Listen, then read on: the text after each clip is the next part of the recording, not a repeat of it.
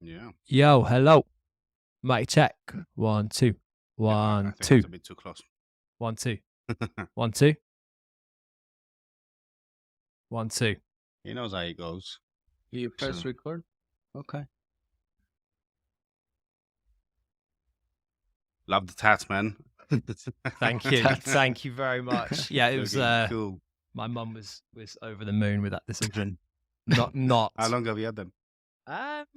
good few years. Yeah, I think I kind of went through a phase. Like one period when I was like 24. Okay. And then I was like, oh, might as well just, How many do you have in total? don't know. You're serious? No. I think he lost count by this. Yeah, I don't know. Dude, I just quite like the artwork, you know. Yeah. But yeah, they don't mean anything. It's just, Good stuff. just there. Cool. Let's Right. get into it. Good evening, Martyn. Good evening, mate. Good evening, Good gentlemen. to have you here again Yeah, with us. thank you Thank for you. having me. It's a pleasure. It's a Thank pleasure you, to man. be Thank here. you. I know you were away for a while. Yes, You're back, and thank you for taking the time to come and see us. absolutely. Yeah, I hope Nice you- holiday. I hope you had a great time It was it was good, man. Vietnam, right? Yeah, Yeah. it was awesome. It took me a while to get back into the swing of supply Yeah, and yeah. whatnot. But yeah, we're here. We're back. Or was it Wha- 3 weeks altogether? Only 2 weeks. 2 weeks. But like long enough to get me kind of out of the Switch sw- off a out little of the bit. swing of things. Like Yeah. I actually managed to switch Back off. to reality now. Yeah, with a bang. Yeah. With a bang. Yeah, but That's on nice. to 2023. Big things in the pipeline. So Yeah. excited to talk about it tonight with you chaps. Good stuff. Awesome. Good Yeah. stuff. As always, Martyn, before we get into it, can you just tell us a little bit about yourself so our Yeah. listeners know a little bit about you and what you were doing before joining stores? Sure. Well, I guess I'll keep it quite simple. My background was in coffee in Mhm. various different forms over the years. But then alongside that, I still am, but was a musician. So I'm a drummer by trade, and it's quite common, I think, in this industry to balance the two. So I loved it, still do, but I kind of reached a point where I was like, well, actually, I wanna focus down on something more Mhm. substantial. Yeah. And I've always had a real interest in business, and I wanted to learn how to grow one from the ground up. And that's when I joined the stores ride, which has been exciting. But yeah, and here we are. Have you been with stores since the beginning? Not quite. So Almost. stores as a company is about 4.5 years old. So it's still, I wouldn't say we're in the startup phase anymore, but we're just at that point now where we're into the next phase of it. But I was there very close at the beginning with those early partnerships, trying to figure it out with everyone. And I think we're there.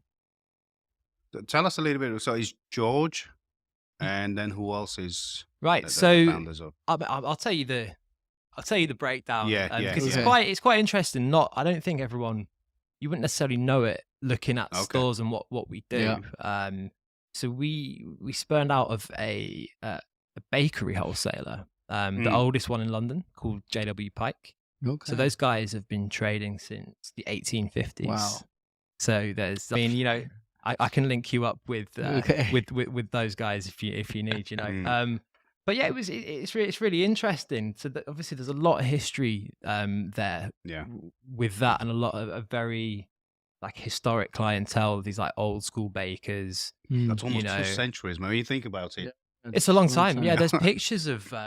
So it was a family-run business. Yeah, and I mean, in a way, it's still kind of is. It's Yeah. very. We are a family. In many ways, as Yeah. much as we're not blood related, we might as well be. The amount of time we spend Mhm. together, we hang out, and all that kind of stuff.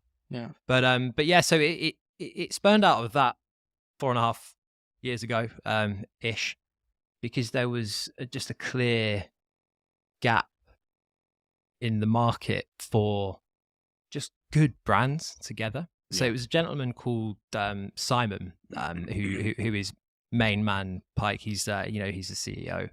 And then my, I guess you could call it mentor in a way, George, who is the director.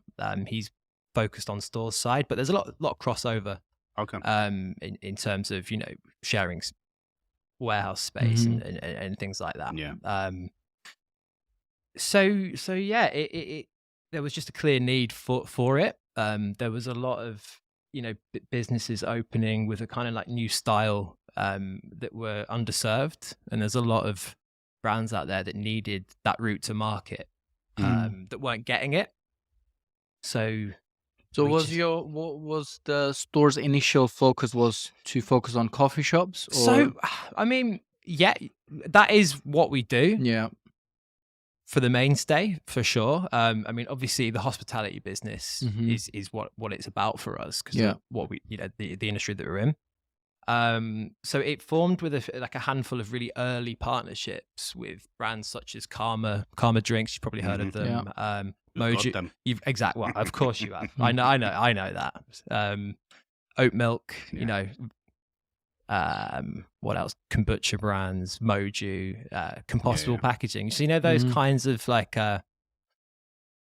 groups of products that there was growing demand for, and these Yeah. guys that when you're starting a brand, the last thing that you want to do is your own deliveries, right? Or market it as well. Yeah, I mean they want to do the cool stuff, Yeah. focus on growing their brand, and that's where we want to. Yeah.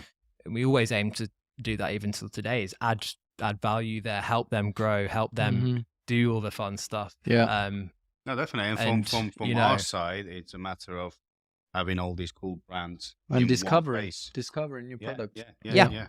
That's it. Whereas before we might have ordered, I don't know, some of the things from cash and carry, for example. Yeah. Yeah. But now we can get all of that from stores because we know it's all from one place. Makes things so much easier when you can get everything from one place. Yeah, You have to deal with a lot of invoices and whatnot. that's it. I mean, ordering is so much simpler as well. that's it, because I think the nature of the industry is that there's a million moving parts. Mm.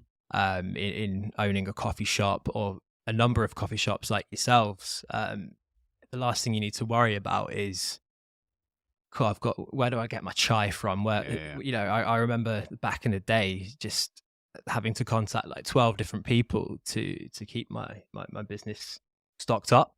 And it was a bit of a problem. It was too time consuming, and no one's perfect, but I think the fact that we really do strive to provide that solution is what it's all about, and also just try a bit of fun with it as well. Yeah. Yeah. Be able to kind of get involved with these newer startup brands. Really, they're excited about it, and meet nice people along the way, partner up, help people on all sides of it. That's kind of the key for us, really. No, definitely, and that's one of the things that I didn't mention is also working with these guys. They're really cool people to work with. You know it, I know it. I've been working with them for many years. Yeah, and that's really important for us as well. Yeah, it's that relationship. Yeah, with your supplier, because at the end of the day, we working together in a way. It's a full-on partnership. Yeah, definitely. It's across the board. I'm really glad you said that. It means a lot that it's seen, because it's really important, I think, that we can pick up the phone and you can speak to someone, and we'll probably know what's happening. 9 times out of 10, and if we don't, we'll quickly find out and sort it out. Definitely. I think, what was it, last week or the week before, when I emailed you about the delivery? I thought I hadn't ordered, but it was in fact ordered. And then I spoke with, I emailed you, and then I spoke with, who's the girl in office? Emily. That's it. As soon as I called Emily, he goes, "Yeah, I know why you're calling me." Yeah. Because you had already talked to her. See, and that's knew it. the whole That's thing, it. We already know it was already being sorted. Yeah. But I mean, that this kind of that's the thing that I like about it, is because, like, without trying to sound cheesy, we actually do care. Yeah. We really do care, because the whole model and the whole idea is we need to add value to your business. You need these products. You need your stuff to trade. And we need you. And the brands need us, and it's like it mutually. If we get it right, which is always a balancing act, yeah, and it's great. So since we're talking about like products, tell us about how do you guys do a process of choosing certain brands in the companies that you want to work with? Do you approach those brands directly, or they kind of approach you, or how does the process work fine, fair question, and there's an easy answer to it, and also a really difficult one.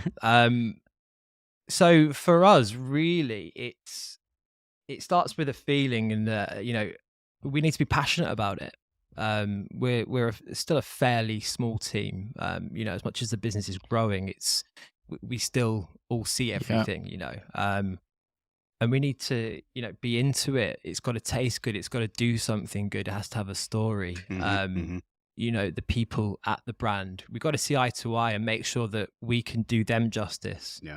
As well, because that's really important. They need to be where they need to be, right? So they're going to have their own plan. But you kind of just know, you can feel it. You're like, there's something to it. Let's back it and go for it and grow it. Add value to that brand. Get it in the hands of people. You know, we love sending out. You know, we'll send out samples all the time, and just for feedback, for you to try it. And if you don't like it, it's totally cool. But it's good we like to be ahead of the curve as much as we can, you know, because there's a lot out there and we can't do everything. And we are selective in many ways, because you just have to be, because I mean, there's only so much time in the day, really. So the biggest challenge for us is always lines of communication between the brands and the customers, because you're talking about a lot of individuals, right? So that's the main pressure point. But also, you know, like I said, I've said it a few times now, as long as you have a laugh with it and you can, you know, have some good chat, share some ideas, then we're all good. That's about it, really.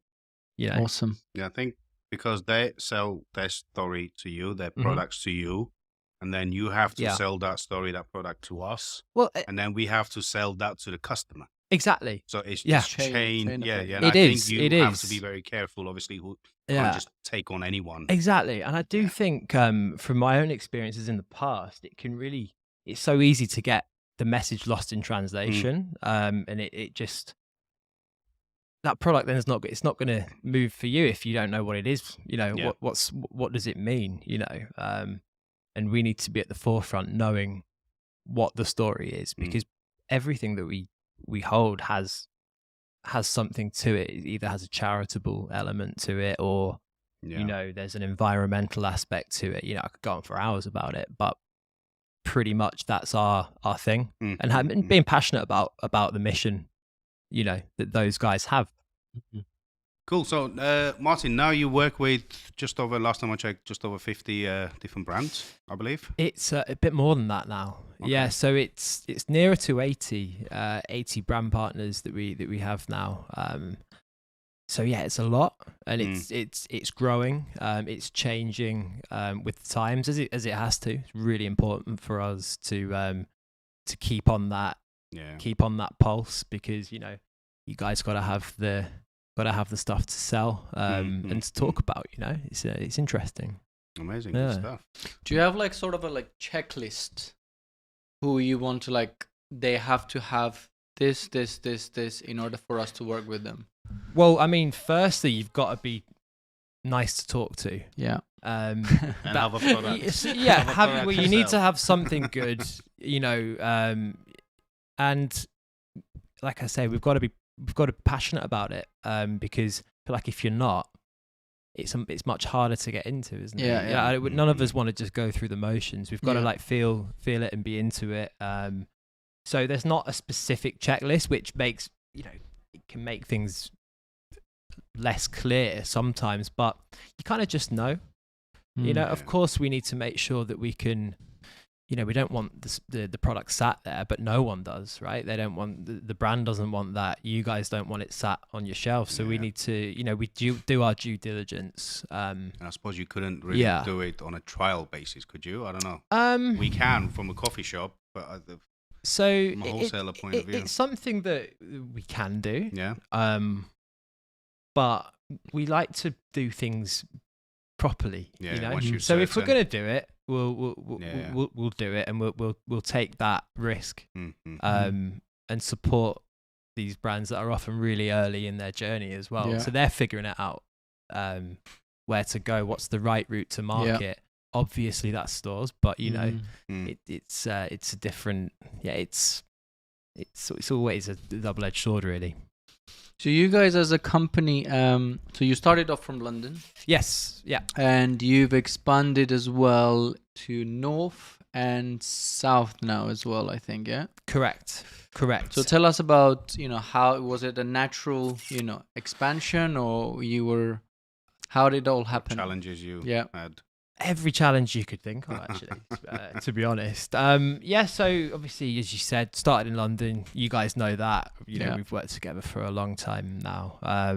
We've also been servicing Brighton out to Hertford, that kind of area as well, out of the London depot. And then about 2.5 years ago, just pre-COVID, we launched in Manchester, and the main reason was that there's just a lot of interesting things going on up there. There's lots of awesome up and coming cities, awesome places to eat, drink, and a real kind of atmosphere. So well, that makes sense for us, Don't know if you guys have been to the northern quarter, that kind of area. It's very much, it's got a real kind of East London sort of feel to it, in their own way. And we're like, well, I think these guys would benefit maybe from what we're doing, because it was, at the time a little bit underserved. Again, we knew what London was about, but let's try it up there. And then obviously easy to get to Leeds from there, Sheffield, Liverpool, York. Liverpool's a huge one, so that's where our satellite office, if you want to call it that, is actually in Liverpool.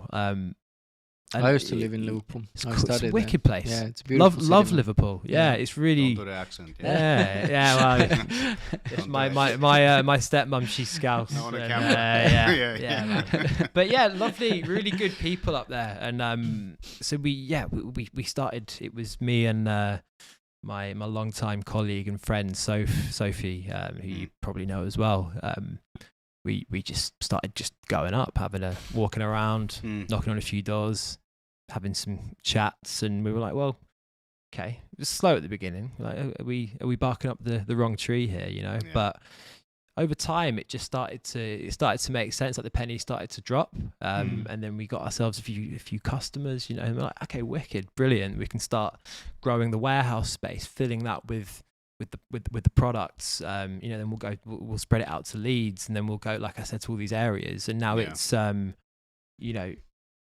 it's flying. It's doing amazing, better than we ever could have ever envisaged. So you really started off doing like direct sales initially with the coffee shops. Yeah. We also like to team up with the brands sometimes, and we'll meet together. We'll go to meetings together, because sometimes you've got your eye on a product. You're like, I want that in my business. So where can I get it? And then that's when we come in. It's like, okay, so we can sort that out for you. Obviously you might need a few other bits as well. Let's have a chat.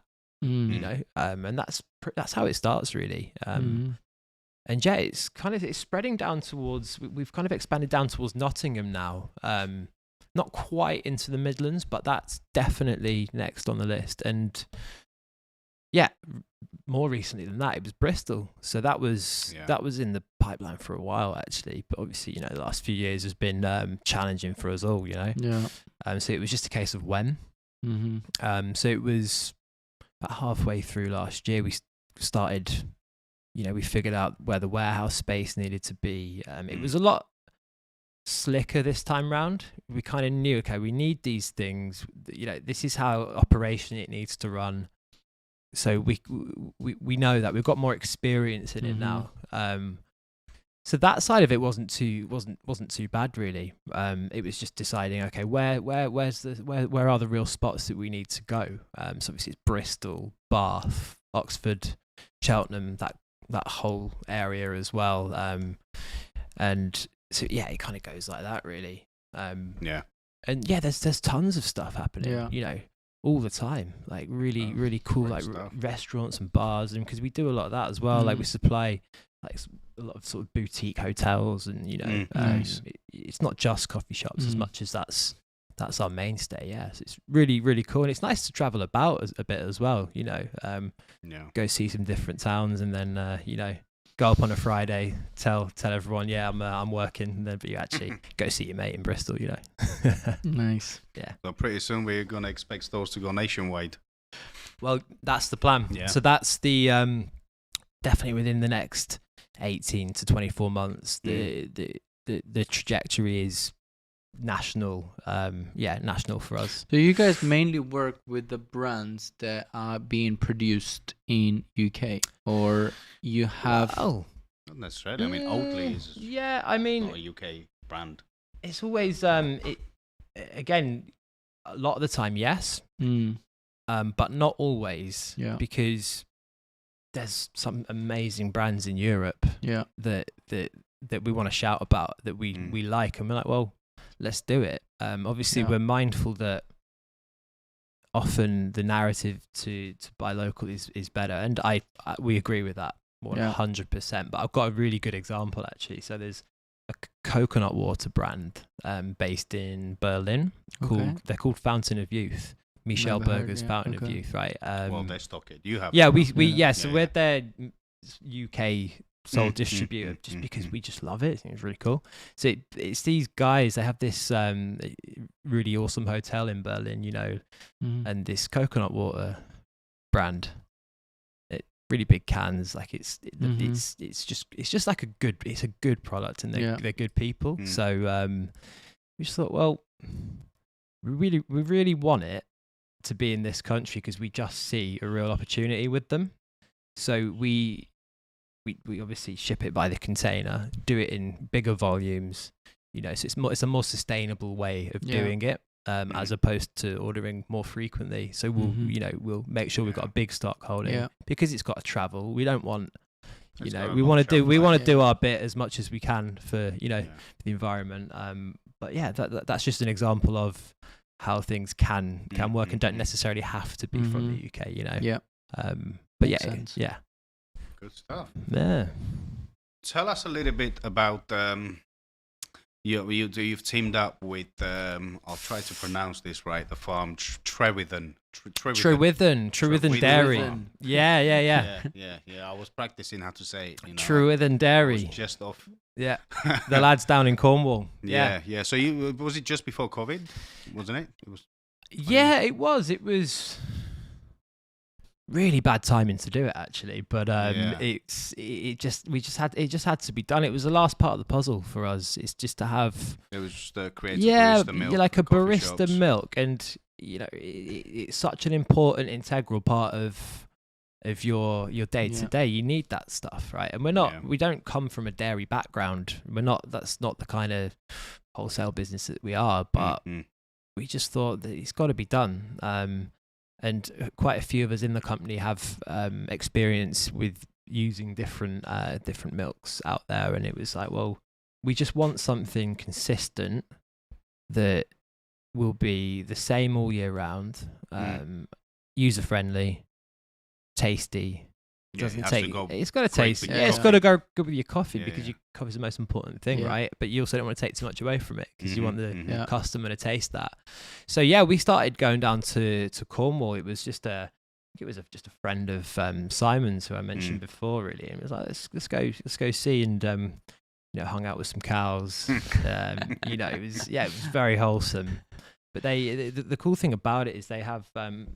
The reason why the milk is as it is, it's kind of like a blend of different breeds, of cows. I won't go into too much depth here, but so it's 5 farmer families within 25 miles of the dairy.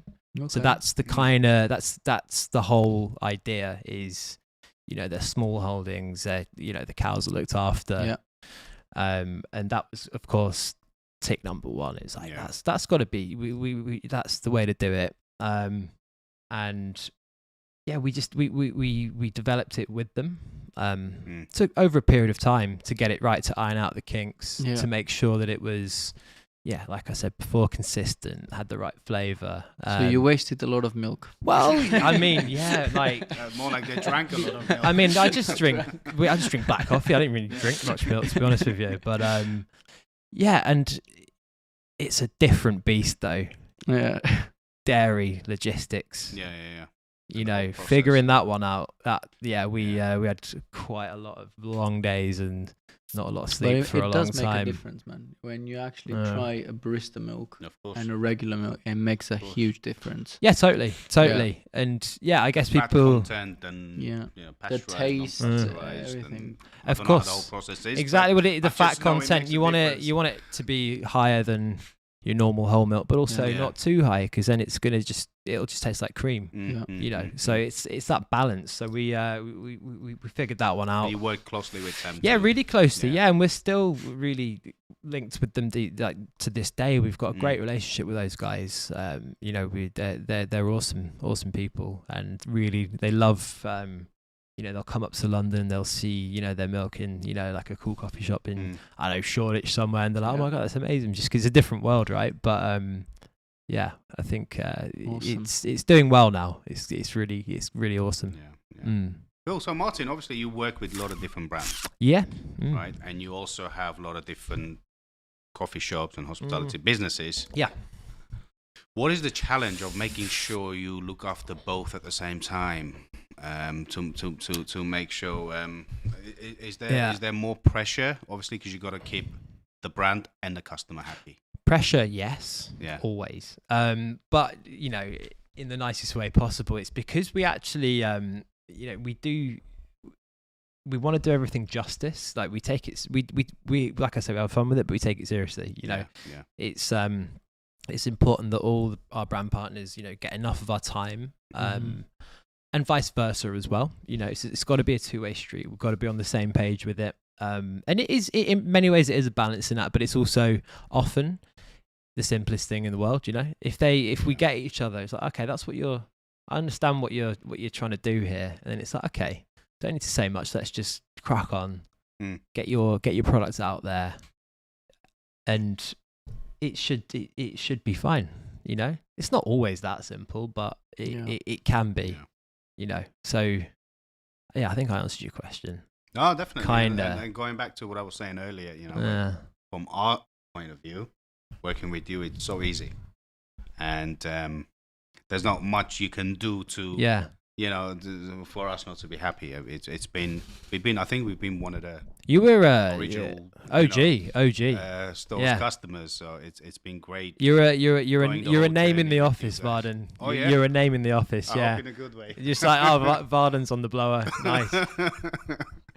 No, I think man. Okay. Of course. Brilliant. Absolutely been a pleasure. No, but it's been great going the whole journey with you guys. Yeah, it's been amazing, and I hope when we grow, when we open more shops, we'll definitely carry on this journey with you. That's it. Let us know what you need. We're here.